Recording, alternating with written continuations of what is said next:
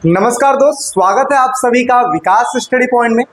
तो आशा करता हूँ आप लोग स्वस्थ और मस्त होंगे। और आज की हम इस वीडियो में बात करने वाले हैं क्लास 12 का पॉलिटिकल साइंस चैप्टर नंबर अपना जो चल रहा था सेकंड, इसका सेकंड पार्ट हम करने वाले हैं। ठीक है, तो चैप्टर का नाम क्या था? सत्ता के वैकल्पिक केंद्र। ठीक है, इसका सेकंड पार्ट करने जा रहे हैं। First part I hope so आप लोगों ने देख लिया होगा, नहीं देखे हो तो फटाक से जाकर देख लो और उसके बाद हम करते हैं इस वीडियो की शुरुआत। चलिए देखते हैं कि आखिर कौन कौन सी चीजें हैं जो कि हम इसमें पढ़ने वाले हैं। तो लास्ट टॉपिक जो हमने किया था, वो पढ़ा था हमने यूरोपीय संघ के बारे में। और अब हम क्या पढ़ने वाले हैं? आसियान के बारे में। दोनों ही टॉपिक ज्यादा इंपॉर्टेंट है। यूरोपीय संघ हमने ऑलरेडी पढ़ लिया है, अब हम बात करेंगे आसियान के बारे में। देखिए, आसियान के बारे में बताने से पहले मैं आपको कुछ इंफॉर्मेशन बता देता हूं कि अब संडे को मैं आपके डाउट क्लास लूंगा। ठीक है, टाइमिंग मैं मेंशन कर दूंगा। अदरवाइज मैं आपको बता दूं, जो टाइमिंग रहेगी 7 बजे की टाइमिंग रहेगी। हर संडे 7 बजे मैं डाउट क्लासेस लूंगा। जितनी भी चीजें आप लोग एक हफ्ते में पढ़ोगे उसका डाउट क्लासेस हम लेंगे संडे को। ठीक है, और साथ ही साथ एक तगड़ा ऑफर आप लोग के लिए लाया हूँ। ठीक है, वो चीज आपको डिस्क्लोज करूंगा संडे को। तो संडे को मिलते हैं 7 बजे और अभी करते हैं वीडियो की शुरुआत। देखिए, सबसे पहले बात करते हैं आसियान के। भाई, आसियान का सबसे पहले आता है फुल फॉर्म। फुल फॉर्म क्या होता है आसियान का? तो आसियान को हम कुछ इस तरीके से लिख देंगे, ASEAN। यानी कि ए का मतलब होता है एसोसिएशन। एसोसिएशन का मतलब क्या होता है? संघ। क्या होता है भाई? संघ होता है। संघ बोल लो या क्या बोल लोगे? संगठन बोल लो। ठीक है, साउथ का मतलब हो गया दक्षिण। ओके, आगे ईस्ट। ईस्ट का मतलब होता है पूर्वी या पूर्व। ठीक, एशियन का मतलब एशिया से ही रिलेटेड है। ठीक है, एशियाई लिख लो। और इसके साथ साथ नेशन का मतलब होता है राष्ट्र। यानी कि अगर हम कहें तो दक्षिणी पूर्वी एशियाई राष्ट्रों का जो संगठन है उसी को हम क्या कहते हैं? आसियान कहते हैं। बहुत ही सिंपल सा इसका फुल फॉर्म है और आपको हिंदी और इंग्लिश दोनों ही समझ में आ जाएगा। ASEAN यानी कि association of south east Asian nation, यानी कि दक्षिणी पूर्वी एशियाई राष्ट्रों के संगठन को ही हम कहते हैं आसियान। ठीक है, स्थापना भाई कितने की थी? स्थापना जो इसका हुआ था, आसियान की स्थापना 1967 में किया गया था। किन देशों ने किया था? तो इन देशों ने किया था, Indonesia, Philippines, Malaysia, Thailand, Singapore. इन 5 देशों ने मिलकर आसियान की स्थापना की थी। और आगे चल के 5 देश और जुड़ जाते हैं तो टोटल आसियान में कितने देश हो गए भाई? 10 देश हो गए। समझ में आ रही बातें? चलिए, अब हम एक बात कहते हैं कि आखिर जो आसियान है, आसियान की स्थापना हुई क्यों? क्या ऐसे कारण रहे जिसकी वजह से स्थापना हुई? तो देखिए, किसी भी संगठन के स्थापना के पीछे कई सारे उद्देश्य होते हैं, लेकिन कुछ उद्देश्य होते हैं सिमिलरिटी होती है। क्यों? क्योंकि कोई भी ग्रुप, कोई भी संगठन क्यों तैयार किया जाता है? इसलिए तैयार किया जाता है कि ताकि कल की डेट में अगर एक देश को दिक्कत हो तो दूसरा देश उसकी सहायता कर दे, उस देश को दिक्कत हो दूसरा देश सहायता कर दे। तो इसी वजह से आप समझते हो फ्रंट भी बनाए जाते हैं और इसी वजह से ग्रुप भी बनाए जाते हैं और इसी वजह से संगठन भी तैयार किया जाता है। तो ऐसे ही देखिए क्या लिखा है, इसकी स्थापना वियतनाम संकट, कंबोडिया संकट और इन क्षेत्रों के देशों के पारस्परिक संघर्षों के यानी कि विकास करने की जो आवश्यकता है, ये मिलकर दक्षिणी पूर्वी राष्ट्रों को एक क्षेत्रीय संगठन बनाने के लिए प्रेरित किया। मतलब आसपास के जो देश थे, इन देशों को मिलाकर, ठीक है, इन देशों को मिलाकर आसियान की स्थापना की गई। और कारण ये था वियतनाम संकट, कंबोडिया संकट और इन क्षेत्र के देशों के पारस्परिक प्रयत्नों से विकास करने की जो आवश्यकता थी। यानी कि इन सभी देशों ने सोचा कि भाई देखो, संकट तो लगा ही रहेगा, है ना, कहीं ना कहीं एक दूसरे से लड़ते रहेंगे। तो एक काम करते हैं, ठीक है, हम एक ग्रुप बना लेंगे ना, तो इससे हम सबको फायदा होगा। तो इस वजह से इन्होंने ग्रुप तैयार किया, एक संगठन तैयार किया और उसी को हम क्या बोल दिए? आसियान बोल दिए। तो आप देख सकते हो कुछ इस प्रकार से है। ठीक है, जिसमें टोटल जो 10 देश हैं कुछ इस प्रकार से हैं। ठीक है, जैसे Myanmar, Thailand, Cambodia, Singapore, Indonesia, Malaysia, Vietnam, Laos, Philippines, Darussalam. ठीक है, इस प्रकार से टोटल 10 देशों ने मिलकर association of south east Asian nation की स्थापना कर दी। भाई कोई दिक्कत है? कोई दिक्कत नहीं होनी चाहिए। हर एक चीज आपको कॉन्सेप्ट वाइज चीजें समझाई जाएंगी। बाकी वीडियो को लाइक शेयर सब्सक्राइब जरूर कीजिएगा। चलिए बढ़ते हैं हमारे अगले टॉपिक की तरफ। भाई चलिए अगले टॉपिक को देख लेते हैं। तो अभी जो हमने बात किया आसियान के बारे में, तो ये देख लीजिए भाई। ठीक है, चलिए आगे बढ़ लेते हैं, अगला समझते हैं। वही चीज जो अभी मैंने आपको दिखाया छोटे में, ये बड़े रूप में। आसियान। ठीक, चलिए अब बात कर लेते हैं झंडे की व्याख्या। जैसे कि हमने यूरोपीय संघ के झंडे की व्याख्या किया था, जिसमें 12 सितारे थे, यानी कि 12 सितारे थे जो कि सर्कल में थे, उनकी हमने बात किया। अब हम बात करने वाले हैं आसियान के झंडे की व्याख्या। अभी तक तो हमने यूरोपीय संघ के बारे में पढ़ा था, अब आसियान के बारे में देख लेते हैं। तो झंडे की अगर मैं व्याख्या करूं तो यहाँ पे देखिए कुछ इस तरीके से चीजें हैं। देखिए देखने में तो डमरू जैसा लग रहा है, जैसे होता ना डमरू जैसा लग रहा है, लेकिन अदरवाइज इसको कहा जाता है, इसको क्या कहा जाता है, इसको ये कहा जाता है कि ये धान की 10 बालियां हैं। क्या है? धान की 10 बालियां हैं, जो कि आसियान के 10 देशों का प्रतीक है। ठीक है, ये धान की 10 बालियां, और साथ ही साथ ये सर्कल है। ये सर्कल किस चीज का प्रतीक है? ये एकता का प्रतीक है। तो इस झंडे से आप डेफिनेशन दे सकते हैं कि धान की 10 बालियां हैं और ये सर्कल है, सर्कल एकता का प्रतीक है। तो इसी वजह से आसियान के झंडे में धान की 10 बालियां दर्शाई गई है। ये 10 बालियां दक्षिण पूर्वी एशियाई के 10 देशों का प्रतीक है। ये आपस में मित्रता, एकता और भाईचारे का व्यवहार करते हैं। ठीक है, साथ ही साथ झंडे में दिया गया जो वृत्त है, ये एकता का प्रतीक है, जैसा कि मैंने आपको बता ही दिया।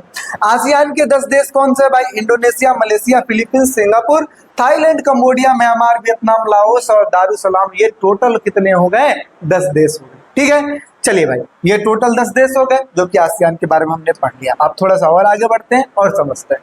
उद्देश्यों की बात करें तो देखो, ऑलमोस्ट सारे जितने भी संगठन होते हैं, सबके उद्देश्य एक जैसे ही होते हैं, है ना। तो चलिए क्या लिखा है, सदस्य देशों में आर्थिक, सामाजिक, वैज्ञानिक, प्रशासनिक सहयोगों को बढ़ावा देना। मतलब चाहे आर्थिक यानी कि पैसे से रिलेटेड हो, सामाजिक चीजों से रिलेटेड हो, वैज्ञानिक चीजों से रिलेटेड हो, चाहे प्रशासन से रिलेटेड हो, हर एक चीजों में हमें एक दूसरे को सहयोग देना है। आखिर यही तो मतलब हुआ संगठन बनाने का।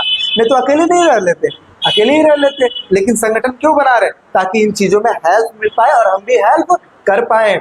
आगे, इन क्षेत्रों में आर्थिक, सामाजिक तथा सांस्कृतिक विकास की गति में क्या लाई जाए? तेजी लाई जाए, तेजी। ठीक है, क्षेत्रीय शक्ति तथा सुरक्षा को स्थापित करना। मतलब क्या हुआ? अपने क्षेत्र के, अपने देश की शक्ति को मजबूत बना के रखना, कल की डेट में आक्रमण करे तो हम भी जवाब दे पाए, तथा सुरक्षा को स्थापित करके रखना। चाहे कृषि व्यापार की बात हो, चाहे उद्योगों की बात हो, इन सभी चीजों में एक देश दूसरे देश की सहायता करेगा। किसी एक देश पर आक्रमण सभी देशों का आक्रमण समझा जाएगा। जैसे दोस्तों की लड़ाई होती है ना, सारे पहुंच जाते हो एक साथ, वैसे ही एक देश पे आक्रमण सभी देशों पर आक्रमण समझा जाएगा। आगे, सदस्य देशों में परस्पर मतभेद। अब देखो, दोस्तों में भी कहीं ना कहीं कॉन्फ्लिक्ट हो जाती है। अब ऐसे सिचुएशन में एक दोस्त दूसरे देश को मारेगा? मतलब एक दोस्त दूसरे दोस्त को मारेगा? नहीं मारेगा ना। तो क्या करेगा भाई? बैठकर बातचीत कर ले, है ना, जो भी चीज है आपस में डिस्कशन कर लो, है ना। ऐसे ही एक देश पर आक्रमण, यानी कि अगर देखा जाए, सदस्य देशों में परस्पर मतभेद के समय में शांतिपूर्ण और बातचीत के द्वारा चीजों को हल कर लेना, आपस में लड़ाई नहीं करना है। लड़ाई कब करना है? जब दूसरे देश से लड़ाई हो। लड़ाई कब करना है? जब दूसरे किसी से लड़ाई हो जाए, है ना। वैसे लड़ाई नहीं करना है। तो ये इस प्रकार से कुछ उद्देश्य है, आप समझ सकते हो। हालांकि देखा जाए लड़ाई करना बेकार ही होता है, चाहे आप कहीं भी लड़ाई मत करो, ठीक है ना। यानी कि गांधी जी के सिद्धांतों पर चलो तो ज्यादा ही अच्छा रहेगा, क्योंकि लड़ाई में आपका भी नुकसान होगा और सामने वाले का भी नुकसान होगा। हाँ, जब पानी सर से ऊपर पहुंच जाए तब लड़ाई करो, कोई दिक्कत वाली बात नहीं। चलिए आगे बात करते हैं, लेकिन कानून के दायरे में रहकर, ऐसा नहीं कि पता लगे। चलिए उद्देश्यों की बात कर लेते हैं। अच्छा, अभी जस्ट हमने जो पीछे उद्देश्य पढ़ा है वही उन्हीं चीजों से थोड़ा सा रिलेटेड है। आप चाहे वो लिख दीजिएगा, और उनमें से कुछ पॉइंट अलग अगर देखने को आपको मिल रहे हैं तो इसको भी ऐड कर लीजिएगा। क्या? क्षेत्रीय सहयोगों को बढ़ावा देना, सामाजिक, आर्थिक, व्यापारिक, सांस्कृतिक सहयोग को बढ़ावा देना, विवाद के विषय में बातचीत के द्वारा हल करना, आतंकवाद का विरोध करना। भाई सारे देश आतंकवाद का विरोध करेंगे, ठीक है, क्योंकि आतंकवाद किसी एक देश का नहीं होता है। आतंकवाद किसी एक देश के लिए खतरा नहीं होता, सबके लिए खतरा होता है। इस वजह से सारे मिलजुल के आतंकवाद के खिलाफ लड़ेंगे। आगे, विश्व शांति को बढ़ावा देंगे। ऐसे एफटीए और ऐसे पीटीए के माध्यम से क्षेत्रीय व्यापार को बढ़ावा भी देंगे। आगे बात कर लेते हैं एसएएफटीए क्या है। अब बात कर लेते हैं एसएएफटीए क्या है। देखिए भाई, एसएएफटीए की बात करते हैं, south Asian free trade agreement. क्या होता है इसका मतलब? कि जितने भी परस्पर देश है, इनमें जो व्यापार होगा ये कर मुक्त व्यापार होगा, यानी कि इसमें जो टैक्स वगैरह रहेगी उसमें छूट दिया जाएगा, ताकि व्यापार को प्रमोट किया जा सके, ठीक है, ताकि एक देश दूसरे देश को प्रोडक्ट को इजीली खरीद पाए, सस्ते रेट में खरीद पाए। इस वजह से ऐसे एफटीए लगाया गया है। क्या लिखा है? साप्ताह से अभिप्राय दक्षिणी एशियाई मुक्त व्यापार से है। मुक्त व्यापार क्षेत्र से अभिप्राय है सदस्य देशों के बीच ऐसे व्यापार से है जो कि प्रशुल्क के प्रतिबंधों से मुक्त हो, अर्थात क्षेत्र, ऐसे क्षेत्र जिसमें वस्तुओं का स्वतंत्र आवागमन हो, यानी कि बिल्कुल आवागमन जो हो स्वतंत्र हो, और साथ ही साथ टैक्स में भी छूट दिया जाए ताकि एक देश का जो प्रोडक्ट है दूसरे देश में उसको प्रमोट किया जा सके। इस वजह से ये चीज है। ये गुड़ के लिए होता है, गुड़ मतलब क्वालिटी के लिए होता है, वस्तु की क्वालिटी को ध्यान में रख के किया जाता है ऐसे पीटीए। और ये जो होता है ये टैक्स के लिए किया जाता है कि फ्री ट्रेड एग्रीमेंट की बात की जाती है। समझ में आ रही बातें? तो इस तरीके से हमने उद्देश्यों की बात कर ली भाई। चलिए और आगे बढ़ लेते हैं और समझ लेते हैं आसियान का जो टॉपिक है ना, देखो पूछा जाता है 6 नंबर में, तो इस वजह से इसको अच्छे से पढ़ना जरूरी हो जाता है। जैसे कि अगला है आसियान शैली, ये आ जाता है भाई 2 नंबर में। ठीक है, क्या पूछ रहा है? आसियान शैली। शैली का मतलब क्या होता है? आसियान शैली का मतलब होता है आसियान का तौर तरीका। जैसे एक व्यक्ति का तौर तरीका होता है ना जिंदगी गुजारने का, ऐसे ही आसियान का तौर तरीका क्या है? तो तौर तरीका ये है औपचारिक टकराव रहित सहयोगात्मक मेल मिलाप का नया उदाहरण। क्या होता है? अगर देखा जाए लड़ाई झगड़ा नहीं करना है, टकराव रहित मतलब क्या होता है? लड़ाई झगड़ा नहीं करना, मतलब सीधे टक्कर किसी से नहीं लेना है। ठीक है, टक्कर नहीं लेना है, एक दूसरे का हमें क्या करना है? सहयोग करके चलना है, मेल मिलाप करके चलना है। और इसका एक उदाहरण पेश करता है कौन? आसियान पेश करता है। इसी को हम कहते हैं आसियान शैली। यानी कि आसियान शैली का क्या कॉन्सेप्ट है कि भाई हम सहयोग करके चलेंगे, हम मेल मिलाप करके चलेंगे, लड़ाई झगड़ा नहीं करेंगे। इस प्रकार का कॉन्सेप्ट है आसियान शैली, यानी कि इस हिसाब से चीजें चलती हैं। आगे इसे आसियान शैली कहा जाता है। आसियान सबसे तेज रफ्तार से विकास करने वाला संगठन है, यानी कि बहुत ही तेजी से क्या कर रहा है? विकास कर रहा है। ठीक है, आगे बात करते हैं आसियान के 3 स्तंभों की बात करते हैं। यानी कि 3 स्तंभ का मतलब होता है पिलर्स। जैसे जो मकान खड़ा होता है पिलर्स पे खड़ा होता है ना, तो पिलर्स का इंपॉर्टेंस हो जाता है ना, इसी प्रकार से आसियान के भी 3 स्तंभ है। कौन कौन से स्तंभ है देखते हैं भाई। सबसे पहला है आसियान सुरक्षा परिषद, दूसरे नंबर पे आसियान आर्थिक परिषद या आर्थिक समुदाय, तीसरा है आसियान सामाजिक सांस्कृतिक समुदाय। ठीक है, यानी कि 3 प्रकार के समुदाय बनाए गए हैं, जिसमें सुरक्षा की बात की गई है, एक में आर्थिक मतलब पैसों की बात की गई है, और एक में सामाजिक तथा सांस्कृतिक चीजों की बात की गई है।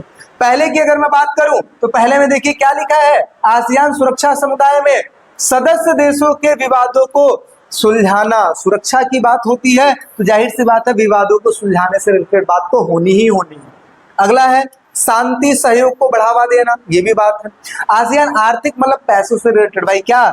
सबसे पहले साझा बाजार तैयार करना ताकि मार्केट किया जाए, मार्केटिंग हो पाए एक दूसरे देश में। ठीक है, मुक्त व्यापार को बढ़ावा देना, आर्थिक विवाद को सुलझाना। अगर कहीं दिक्कत है व्यापार से रिलेटेड तो उसको बैठकर बातचीत के द्वारा हल कर लो, ज्यादा ही अच्छा रहेगा।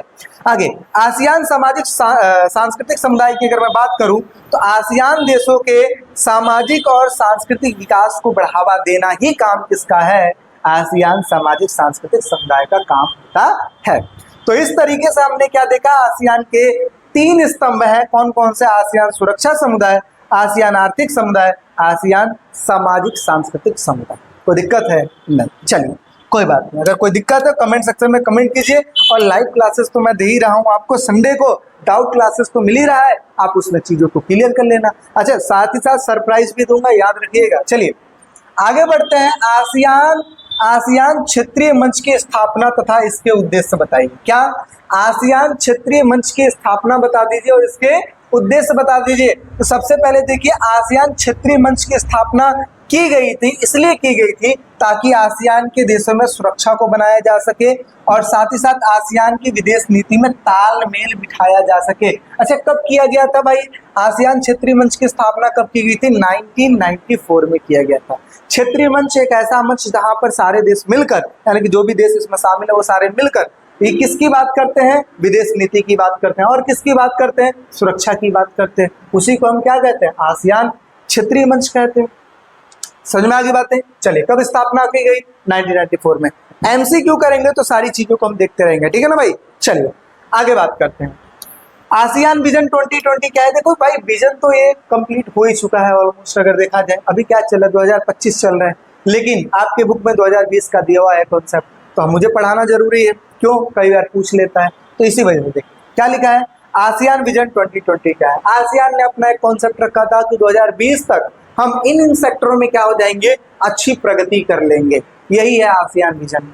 तो देखिए क्या लिखा है, आसियान विजन दस्तावेज 2020 में अंतरराष्ट्रीय समुदाय में आसियान की बहुमुखी भूमिका होगी। बहुमुखी का मतलब क्या होता है, बहिर्मुखी का मतलब क्या होता है, बहिर्मुखी का मतलब होता है हर एक तरीके से प्रगति करना। मतलब जैसे एक समझो, ऐसे समझाता हूँ मैं आपको, जैसे मैं हूँ, ठीक है, अगर मैं पढ़ाता हूँ तो मेरा एक दायरा है कि मैं चलो टीचिंग करता हूँ, लेकिन अगर मैं क्रिकेट भी बहुत बढ़िया खेल लेता हूँ, स्विमिंग भी बहुत बढ़िया कर लेता हूँ, कम्युनिकेशन स्किल्स अगर बहुत बढ़िया है मेरे पास, अगर मैं बैडमिंटन भी बहुत बढ़िया कर लेता हूँ, ड्राइविंग भी बहुत अच्छा कर लेता हूँ, तो इसका मतलब क्या है, एक व्यक्ति के अंदर बहुत सारा टैलेंट है। ऐसे ही मतलब बहुमुखी हूं मैं, क्या हूं, बहिर्मुख हूं, यानी कि हर एक सेक्टर में मैं अच्छा काम कर पा रहा हूं। ऐसे ही इनका भी एक कॉन्सेप्ट था कि ये हर एक सेक्टर में अच्छा कर पाएंगे, ऐसा चीज है। आगे, टकराव की जगह बातचीत को बढ़ावा देना। आसियान ने कंबोडिया के टकराव को समाप्त किया, यानी कि कंबोडिया में कुछ संकट चल रहा था, उस चीज को समाप्त कराने में इसका हेल्प हुआ। आसियान ने पूर्वी तिमोर के संकट को संभाला, यानी कि कहा जाए तो आसियान यानी कि देखो अब एक ग्रुप है ना, आसियान एक प्रकार का ग्रुप है 10 देशों का, तो जाहिर सी बात है देशों में अगर कोई समस्याएं चल रही है तो इसको सुलझाने में इनका हेल्प तो करेगा ही करेगा। तो वही चीज लिखा है, आसियान ने कंबोडिया संकट को समाप्त करवाया, आसियान ने पूर्वी तिमोर के संकट को खत्म करवाया। अगर आपको ये जानना है कंबोडिया संकट क्या है, तिमोर संकट क्या है, तो आप सबसे पहले एक बार गूगल कर लीजिए, थोड़ा सा आप गूगल की तरफ जाएंगे ना तो बहुत सारी चीजें आपको खुद ही समझ में आएंगी। अच्छा, नहीं समझ में आती तो क्या करना है, कमेंट सेक्शन खुला है, कमेंट सेक्शन में आप लिखिए, मैं डाउट क्लास में इस चीज को सॉल्व करवाऊंगा। ठीक है, चलिए आगे बात करते हैं। तो हमने दो चीज समझ लिया, आसियान मंच के बारे में और आसियान विजन 2020 के बारे में। ठीक है, अब बात करते हैं भाई चीन की। चीन की बात कर लेते हैं। क्यों बात करेंगे भाई, देखो चीन बहुत तेजी से तरक्की कर रहा है। आबादी के हिसाब से अगर देखा जाए तो भारत तरक्की कर रहा है, ठीक है, और प्रगति के हिसाब से देखा जाए तो भाई बाकी देश धीरे धीरे आगे बढ़ रहे हैं। देखिए एक बात मैं कहना चाहता हूं कि जब तक पॉपुलेशन पे कंट्रोल नहीं होगा, आप कितना भी डेवलपमेंट कर लीजिए सब धरा का धरा रह जाएगा। क्यों, चीजें डिस्ट्रीब्यूट हो जा रही है ना, आपस में बढ़ती जा रही है, महंगाई दर बढ़ता जाएगा। ठीक है, पॉपुलेशन पे कंट्रोल करना जरूरी है। तो ऐसे सिचुएशन में वन चाइल्ड पॉलिसी जैसी चीजें चीन जैसे जो देश है वो लागू करते हैं, ठीक है, और इसकी वजह से वो अपनी चीजों पे कंट्रोल कर पाते हैं और इसमें से तरक्की भी कर पाते हैं। तो कहीं ना कहीं हमारे गवर्नमेंट को भी इस चीज पे ध्यान देना चाहिए कि भाई हमारे देश में अगर पॉपुलेशन इसी तरीके से अगर बढ़ती रही तो संसाधन कम होते रहेंगे और महंगाई बढ़ती रहेगी। तो अब चलिए वो सारी बातें दूर की बात की बातें हैं, अब बात करते हैं चीन की। चीन के ऊपर आते हैं। क्या लिखा है, चीन एशियाई महाद्वीप के पूर्व में स्थित है। कहाँ स्थित है भाई, एशिया महाद्वीप के पूर्व में स्थित है। इट मीन्स कहा जाए तो भारत के ऊपर नेपाल, नेपाल के ऊपर चीन। आगे, चीन का विकास पहले की तुलना में अब बहुत तेजी से हो रहा है। 1973 में चाओ एन लाई ने 4 क्षेत्रों में आधुनिकीकरण किया। अच्छा, पहली बात मैं बता दूं कि ये क्वेश्चन ज्यादा इंपॉर्टेंट है 6 मार्क्स के लिए और 4 मार्क्स के लिए, ठीक है, तो इसको इंपॉर्टेंट क्वेश्चन है, आप इसको मार्क करके रखेंगे या फिर इंपॉर्टेंट क्वेश्चन में कराऊंगा तो उसमें मार्क कर लेना इसको, ठीक है। अच्छा, यहाँ से इंपॉर्टेंट क्वेश्चन लेके इसको प्रिंट जरूर कराना, उसमें मार्क करते रहना, चीजों को पढ़ते रहना, ठीक है। चलिए, तो क्या लिखा है, 1973 में चाओ एन लाई ने 4 क्षेत्रों में आधुनिकीकरण किया। आधुनिकीकरण का करने का मतलब क्या हुआ, चेंजेस करना या उसमें ध्यान देने वाली बात हुई। किन चीजों में, सबसे पहला उन्होंने खेती में ध्यान दिया, दूसरे नंबर पे उद्योगों में ध्यान दिया, तीसरे नंबर पे सेना पर ज्यादा पैसा खर्च किया, चौथे नंबर पे विज्ञान तथा प्रौद्योगिकी में, मतलब विज्ञान के क्षेत्रों में, टेक्नोलॉजी के क्षेत्रों में इन्होंने ध्यान दिया। अच्छी चीजें हैं भाई। चीन ने शॉक थेरेपी को नहीं अपनाया। शॉक थेरेपी को नहीं अपनाने का मतलब क्या हुआ, यानी कि चीन एक साम्यवादी देश था। इट मीन्स ये पूंजीवादी की तरफ नहीं बढ़ा, बल्कि क्या किया, अपनी अर्थव्यवस्था को चरणबद्ध तरीके से डेवलप करना शुरू किया। अच्छा, आगे 1978 में मुक्त द्वार की नीति अपनाने के बाद चीन ने बहुत तरक्की किया। अब यहाँ पे जो डेट मैंने लिखा है 1978, यानी कि 1978 में चीन ने ओपन डोर की नीति अपनाई थी। इस बात को याद रखिएगा, ओपन डोर की नीति किसने अपनाई थी, चीन ने अपनाई थी। कब अपनाई थी, 1978 में अपनाई थी। कौन से नेता ने इस चीज को अपनाया था, डेंग शाओपिंग। क्या नाम है, डेंग शाओपिंग ने इस चीज को एग्जीक्यूट किया था चीन में, ठीक है। और आप देख सकते हो चीन का महान दीवार है, ठीक है। अच्छा, ये वो व्यक्ति है चाउ एन लाई, जो कि अभी हमने स्टार्टिंग में पढ़ा, क्या पढ़ा कि इन्होंने 4 चीजों में परिवर्तन किए, कृषि, उद्योग, सेना तथा विज्ञान। ये किसने करवाया था? इस व्यक्ति ने करवाया था। आप देख सकते हैं ये है चाउ एन लाई। अच्छा, अभी हमने ओपन डोर की बात की है। ओपन डोर की जो चीजें हैं किसने किया? डेंग शाओपिंग ने किया था। किसने किया था? डेंग शाओपिंग ने किया था। देखिए क्या लिखा है, डेंग शाओपिंग के शासनकाल में ओपन डोर की नीति अपनाई गई। कब अपनाई गई? 1978 में अपनाई गई। चीन की आर्थिक विकास की रफ्तार को देखते हुए अंदाजा लगाया जा रहा था कि चीन 2040 तक अमेरिका से भी आगे निकल जाएगा। 1982 में खेती का निजीकरण किया गया, 1998 में उद्योगों का निजीकरण किया गया, 2001 में चीन ने विश्व व्यापार संगठन में शामिल हो गया। और इस तरीके से अगर देखा जाए तो चीन बहुत तेजी से तरक्की कर रहा है, जिसमें इन जैसे 2 नेताओं का बहुत ज्यादा रोल रहा है और इस वजह से चीजें हो पा रही हैं। तो कई बार क्वेश्चन ये आता है कि आखिर चीन ने ऐसे कौन से परिवर्तन किए जिसकी वजह से चीन तरक्की कर रहा है। तो ऊपर जो मैंने करवाया वो चीज कर लेना, और साथ ही साथ इंपॉर्टेंट क्वेश्चंस के मैं नोट तैयार कर रहा हूं। ऐसा नहीं है कि जब आपका जो पेपर का समय आ जाएगा, एग्जाम का समय आ जाएगा तो ही मैं उस चीज को दूंगा, ऐसा कुछ नहीं है। मैं हर चैप्टर वाइज, जैसे चैप्टर कंप्लीट होगा वैसे मैं उसका इंपॉर्टेंट क्वेश्चंस लाऊंगा, आप उसको एज इट इज करते रहिएगा, क्योंकि ये चीज आपके पेपरों में हेल्प करेगा। और गारंटी मेरी है कि जितनी भी चीजें कराऊंगा आपको पेपर में देखने को डेफिनेटली मिलेगी। आप चेक कर लीजिएगा, क्योंकि ये तजुर्बा कह रहा है मेरा, ठीक है। पिछले साल मैंने किया था और ऐसे में बहुत सारे बच्चों की हेल्प हुई थी, आपको भी हेल्प मिलेगी। चलिए नेक्स्ट बढ़ते हैं, आगे बात कर लेते हैं। आप देखिए भाई, ये है एशिया का मैप, और इस एशिया के मैप में हम बात करने वाले हैं इस हिस्से की जिसका नाम है जापान, ठीक है। जापान बात करते हैं, हिंदी में जापान बोलते हैं इसको, ठीक है। जापान, और जापान के बारे में हम बात करने वाले हैं। सबसे पहले मैं बता दूं, जापान एक प्रकार की द्वीपों की श्रृंखलाएं हैं। आप देख सकते हो ना, छोटे छोटे द्वीप है और द्वीपों की श्रृंखलाएं हैं, और इन्हीं श्रृंखलाओं में बुलेट ट्रेन चलती है पानी के नीचे धड़ाम से, है ना। तो आप देख सकते हो कि इस प्रकार से द्वीपों की श्रृंखलाएं हैं। आगे हम बात करते हैं यहाँ पे जापान के बारे में। तो देखिए क्या लिखा है, जापान एशिया महाद्वीप के पूर्व में स्थित एक द्वीपीय देश है ना। एक क्या है? द्वीपीय देश है, बहुत सारे वहां पे द्वीप है, छोटे छोटे द्वीप है। जापान परमाणु बम को झेलने वाला एकमात्र देश है। क्या हुआ इसका मतलब? मैंने बताया था 1945 6 अगस्त 9 अगस्त को अमेरिका ने जापान पर हमला कर दिया था, हिरोशिमा नागासाकी पर बम गिरा दिया था, और जापान के 2 शहर तहस नहस हो गए थे। लेकिन इसके बावजूद भी तेजी से तरक्की करने वाला जो देश है वो है जापान। तो झेलने वाला जापान, यानी कि अगर कहा जाए तो परमाणु बम झेलने वाला इकलौता देश है जो है जापान।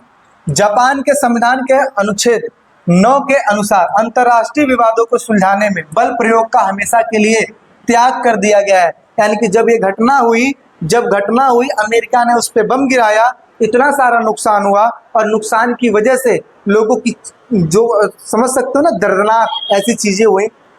तो ऐसी स्थिति में जापान ने एक फैसला लिया कि आज के बाद हम लड़ाई नहीं करेंगे, इस प्रकार की चीजें हम नहीं करेंगे। क्यों? क्योंकि हम डेवलपमेंट पे ज्यादा ध्यान देंगे, ठीक है। तो इस वजह से, और इन्होंने अपने अनुच्छेद में संशोधन भी कर दिया, क्या चीज का? कि आज के बाद हम बल प्रयोग त्याग देंगे, भाई हमें लड़ाई झगड़ा नहीं करना है। आगे, जापान सत्ता के नए केंद्रों के रूप में देखा जा रहा है, क्योंकि जापान तेजी से उभरती हुई अर्थव्यवस्था के रूप में सामने आ रहा है। जापान G7 में शामिल एकमात्र एशियाई देश, यानी कि अगर बात किया जाए जो G7 जो सम्मेलन किया गया था उसमें जापान शामिल होने वाला एक एशियाई देश है, यानी कि एशिया से सिर्फ और सिर्फ जापान ने उसमें हिस्सा लिया था। आगे, जापान के पास प्राकृतिक संसाधन काफी कम है, कच्चे माल का आयातक देश है, यानी कि दूसरे देश से वो खरीदता है लेकिन इसके बावजूद भी तरक्की करता है ना। तो आप देख सकते हो दूसरे के सामानों को भी खरीदता है, अपने देश के चीजों को अपने देश में प्रोडक्शन करता है, लेकिन इसके बावजूद भी वो विकसित देश में है, ठीक है। आगे, इसके बावजूद भी उच्च प्रौद्योगिकी के उत्पाद बनाने में प्रसिद्ध है। जैसे जापानी कुछ ब्रांड है, ये कुछ है, बाकी इसके अलावा और भी बहुत सारी चीजें, बाकी कुछ चीजों के नाम बस यहाँ पे लिखा गया है। जैसे आप अवगत होंगे सोनी के फोन से, सोनी के फ्रिज से, हर एक चीज से, ठीक है। पैनासोनिक आप देख सकते हो, साथ ही साथ बाइक होंडा, सुजुकी, इस प्रकार की जो चीजें हैं, ठीक है, इस प्रकार की जो चीजें हैं वो जो कि जापान के ब्रांड को दिखाती है, जापान की ब्रांड को दिखाती है। और ये सारी चीजें जिस वजह से हम समझ सकते हैं कि जो जापान है बहुत तेजी से तरक्की कर रहा है। ठीक है, चलिए आगे बात कर लेते हैं। जापान की अर्थव्यवस्था विश्व की तीसरी सबसे बड़ी अर्थव्यवस्था है। आबादी के लिहाज से देखा जाए तो 11वें स्थान पे आता है। संयुक्त राष्ट्र संघ के बजट में अंशदान करने के लिहाज में जापान दूसरे नंबर पे, यानी कि अगर पैसे देने की बात आए, यूएनओ में पैसे देने की बात आए तो उसमें दूसरे नंबर पे आता है जापान। सैन्य व्यय के लिहाज से अगर देखा जाए तो 7वें नंबर पे आता है जापान। सैन्य व्यय का मतलब होता है सेना पर पैसा खर्च करना। कौन सी सेना? और वही जो देश में रेगुलेशन वगैरह सही चला पाए, ऐसा। 1951 से जापान का अमेरिका के साथ सुरक्षा गठबंधन है, यानी कि जापान ने ये कहा कि देखो हम तो लड़ाई नहीं करेंगे, लेकिन कल की डेट में कोई दूसरा देश हम पे लड़ाई करते तो क्या किया जाए, तो इसने अमेरिका के साथ कोलैब कर लिया। क्या चीज का कोलैब कर लिया कि भाई अगर हम पे आक्रमण किया जाएगा तो अमेरिका कहता है कि मैं बचाऊंगा, सारा जो रिस्क है वो मैं लूंगा, मैं तुम्हें वो सारा चीज करूंगा, मतलब कहते हैं ना हिफाजत मैं करूंगा। तो ये है, तो एक गठबंधन बनाया गया था 1951 में जापान के साथ अमेरिका का। ठीक है, चलिए अच्छा अब बात कर लेते हैं कोरिया का, और शायद कोरिया ही अपना लास्ट टॉपिक रहेगा। ठीक है, कोरिया की बात कर लेते हैं। छोटा सा आपको दिखाई दे रहा है ना, नॉर्थ कोरिया और साउथ कोरिया, इसके बारे में हम बात करने वाले हैं। तो चलिए देखते हैं भाई। सबसे पहले बात करते हैं कोरिया के बारे में। देखिए कोरिया प्रायद्वीप को द्वितीय विश्व युद्ध के अंत में, द्वितीय विश्व युद्ध का जब अंत हुआ था तो इसको दो हिस्सों में विभाजित कर दिया गया था, एक दक्षिणी कोरिया, दूसरा उत्तरी कोरिया। यहाँ बात अगर किया जाए कि ये एशिया महाद्वीप में स्थित है। दक्षिणी कोरिया की राजधानी सिलोन है। क्या नाम है? सिलोन। और यहाँ से हान नदी होकर गुजरते हैं, यानी कि जो सिलोन यानी कि देखा जाए दक्षिणी कोरिया के बगल से ही हान नदी होकर गुजरती है। और दक्षिणी कोरिया सत्ता के नए केंद्र के रूप में देखा जा रहा है, क्योंकि दक्षिणी कोरिया तेजी से तरक्की की। क्या की? तेजी से तरक्की की। और इसी वजह से दक्षिणी कोरिया को हान नदी के किनारे चमत्कार के नाम से भी जाना जाता है, यानी कि हान नदी के किनारे चमत्कार के नाम से भी दक्षिणी कोरिया को जाना जाता है। सैमसंग हो गया, एलजी हो गया, किया हो गया, किया की गाड़ी आप देखो कितनी फेमस है ना। तो सैमसंग, एलजी, किया दक्षिण कोरिया के प्रसिद्ध ब्रांड है। और आप देख सकते हो कि छोटा सा देश है, लेकिन इसके बावजूद भी इन सारी चीजों में, टेक्नोलॉजी में बहुत ही तेजी से आगे बढ़ रहे हैं। तो क्या लिखा है? 1960 के दशक से 1980 के दशक के बीच दक्षिणी कोरिया का आर्थिक शक्ति के रूप में तेजी से विकास हो रहा है, जिसे हान नदी पर चमत्कार के नाम से जाना जाता है। और ये भी एक नंबर के क्वेश्चन में एमसीक्यू में पूछ लेता है कि हान नदी के किनारे चमत्कार का मतलब क्या होता है। आगे क्या लिखा है? 1996 में दक्षिणी कोरिया आर्थिक सहयोग और विकास संगठन में, जिसको कहते हैं OECD का सदस्य बना। और 2017 में दक्षिण कोरिया की अर्थव्यवस्था विश्व की 11वीं सबसे बड़ी अर्थव्यवस्था बन गई।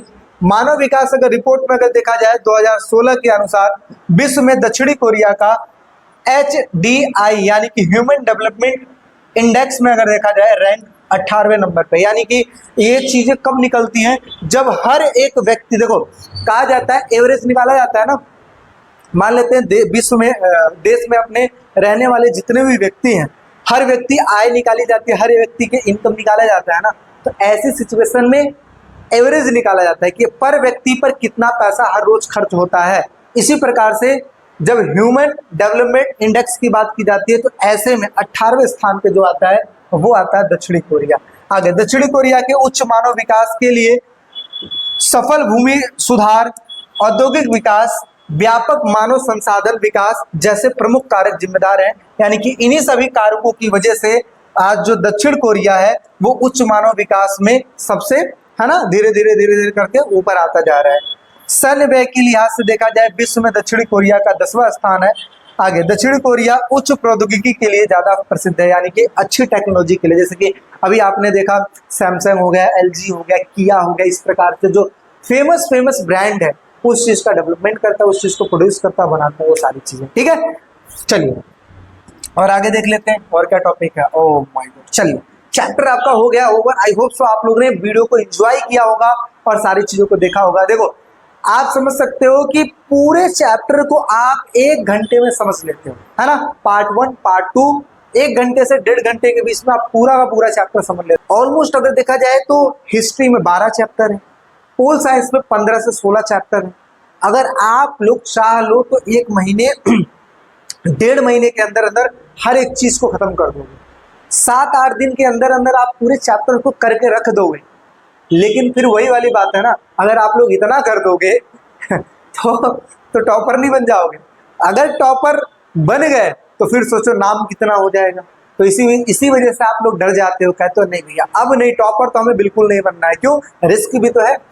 तो ऐसी स्थिति में अगर जो बच्चे ये चाहते हैं कि भैया मुझे अच्छे नंबर लाना है, तो मैं उनके लिए सिंपल सा मंत्र यही देता हूं कि आप वीडियोस को 1 बार 2 बार 3 बार देखिए। जितनी बार देखेंगे ना चीजें आपके दिमाग में घुसते चले जाएंगी। ये मत सोचा करो 1 बार पढ़ लिया ना तो चीजें याद हो जाएंगी। ऐसे करने के लिए, और आज की डेट में कंसंट्रेशन पावर बहुत कम होती जा रही है बच्चों की। क्यों?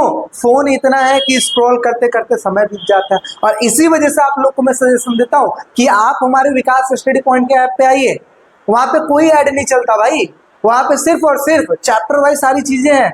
आप क्लिक करो पहले चैप्टर पे, पार्ट 1 पे क्लिक करो, देख लो वीडियो, पार्ट 2 पे क्लिक वीडियो देखो, कोई ऐड वाइड नहीं चलता।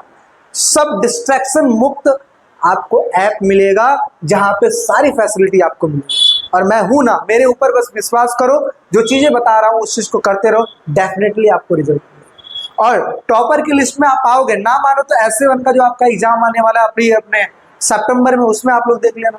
जो चीज बताते जा रहा हूं वैसे वैसे करते रहना।